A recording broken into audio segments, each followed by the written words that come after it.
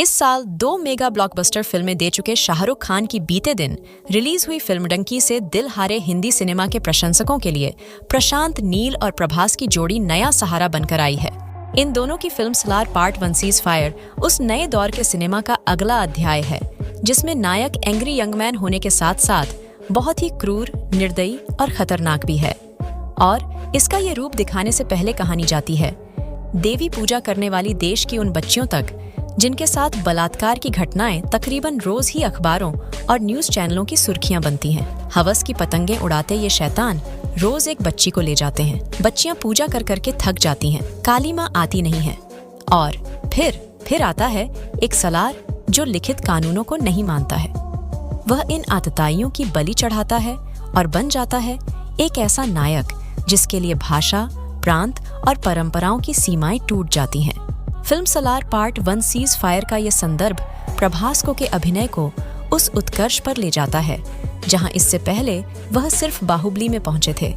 एक माँ और मामा यहाँ भी हैं, एक काल्पनिक राजकुमारी भी यहाँ है, लेकिन इस बार कहानी में एक दोस्त भी है जिस पर हाथ डालने वाले का सलार वेदा हाथ ही नहीं काटता, वह काटता है उसका गला। रक्त रंजित कथाओं के विश्व सिनेमा में बढ़ते चलन का दौर अब भारतीय सिनेमा में भी असर दिखा रहा है। फिल्म एनिमल को कोसने वालों को film Salaar part 1 cease fire social media पर अपनी पहुंच बढ़ाने का एक और मौका देने जा रही है। फिल्म केवल वयस्कों के लिए है। हालांकि एनिमल की तरह यहाँ कोई नग्न दृश्य नहीं है। पूरी फिल्म एक ऐसी कहानी कहती है जिसके सिरे 1917 से 2017 तक के कालखंड में फैले हुए हैं।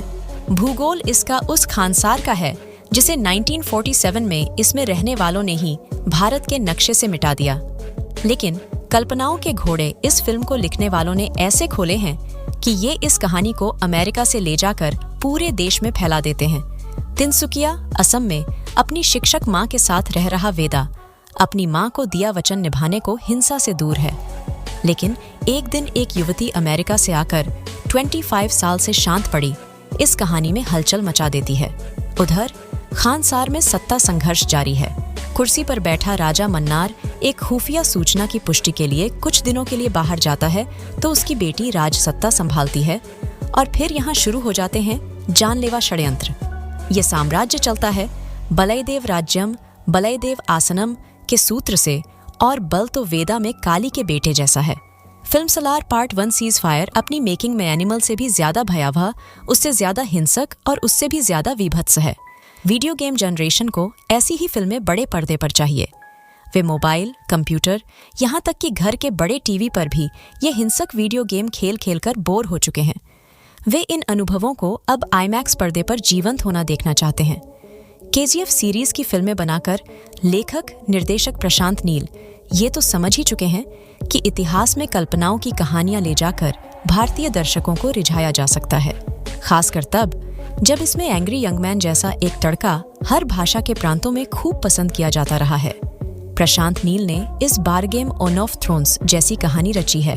ये केजीएफ की कहानी से कम इस फिल्म में न तो मिलती दिखाई देती है और न ही केजीएफ स्टार यश ही फिल्म में कहीं दिखते हैं, लेकिन ये कहानी अभी लंबी चलने वाली है। Film Salaar part 1 ceasefire के अंत में ही प्रशांत नील इसकी sequel film Salaar part 2 Shouryanga Parvam की भी घोषणा करते हैं, बिना किसी पोस्ट क्रेडिट सीन के। लौट आया बड़े पर्दे का बाहुबली सीरीज की दोनों फिल्मों के बाद से प्रभास के सितारे गर्दिश में ही रहे हैं। उनकी 3 फिल्में साहो, राधे श्याम और आदि पुरुष इसके बाद कतार से फ्लॉप रहीं। Film Salaar part 1 cease fire उनका बॉक्स ऑफिस पर पुनर्जीवन है। रिलीज से पहले ही करीब 50 करोड़ रुपए सिर्फ एडवांस बुकिंग में कमा लेने वाली फिल्म ये भी इशारा करती है कि प्रभास के तिलिस्म में अगर किसी काबिल निर्देशक का जादू मिल जाए तो वह अब भी एक बड़े दर्शक वर्ग के दुलारे अभिनेता बने हुए हैं। जो काम निर्देशक ओम राउत फिल्मादि पुरुष में न कर पाए, वह काम निर्देशक प्रशांत नील ने उनके लिए film Salaar part 1 cease fire में किया है। 2 दोस्तों की कहानी को अपनी कहानी का बीज बनाते हुए प्रशांत ने एक इतना विशाल बरगद तैयार किया है कि इसकी क्षेपक कथाओं की शाखाएं गिनते गिनते फिल्म की हीरोइन भी हाँफ जाती है और रुककर 2 घूंट लेना चाहती है। प्रभास की बड़े पर्दे पर आमद के समय बजने वाली सीटियां उनकी लोकप्रियता का असली प्रमाण हैं और प्रभास ने भी एक शांत चित्त लेकिन खूंखार किरदार को निभाया भी बहुत सलीके से हैं। लेकिन film Salaar part 1 cease fire अकेले प्रभास की फिल्म नहीं है। पृथ्वीराज, जगपति और श्रिया का परचम फिल्म के मुख्य किरदार वेदा के बचपन के दोस्त वर्धा की इस मूल कहानी में पृथ्वीराज सुकुमारन ने बड़े वर्धा का किरदार निभाया है। वह खानसार के राजा की दूसरी पत्नी की संतान है।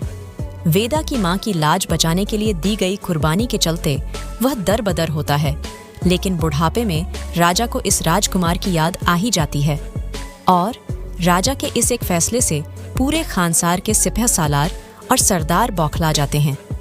सलार का शाब्दिक अर्थ भी सरदार ही है। वर्धा की जान मुश्किल में होती है तो उसे बचाने उसका बचपन का सलार देवा फिर लौटता है। प्रभास ने यदि एक बेटे के तौर पर कई दृश्यों में बढ़िया भावनात्मक अभिनय किया है तो पृथ्वीराज सुकुमारन पहले एक लाचार राजकुमार और फिर दोस्त का साथ पाकर बने शूरवीर के रूप में खूब प्रभावित करते हैं। जगपति बाबू जितनी देर भी पर्दे पर दिखते हैं, उनका रुआब काबिले गौर होता है। श्रुति हसन का किरदार कहानी के इस पहले हिस्से में सिर्फ उत्प्रेरक का काम करता है और film Salaar part 1 ceasefire के महिला किरदारों की कमान संभाली है श्रिया रेड्डी ने।